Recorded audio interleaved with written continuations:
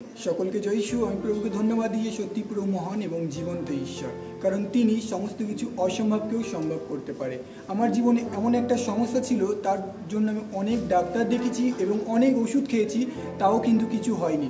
আমি যখন খ্রিস্ট জীবনজ্যোতি চার্চের সঙ্গে যুক্ত হই এবং আমি প্রার্থনা দ্বারাই সমস্ত কিছু সুস্থ পাই। ডাক্তার বলে আমাকে যখন ডাক্তারের কাছে রিপোর্ট করতে যাই, সমস্ত রিপোর্ট আমার ভালো হয়।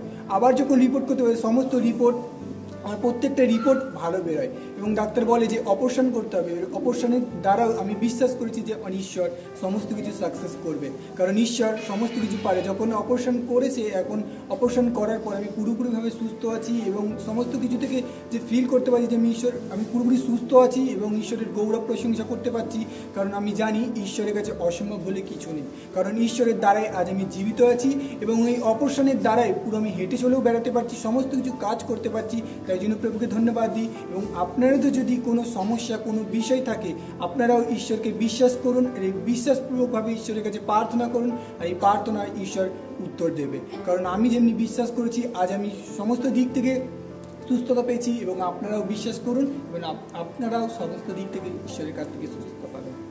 জয় যিশু।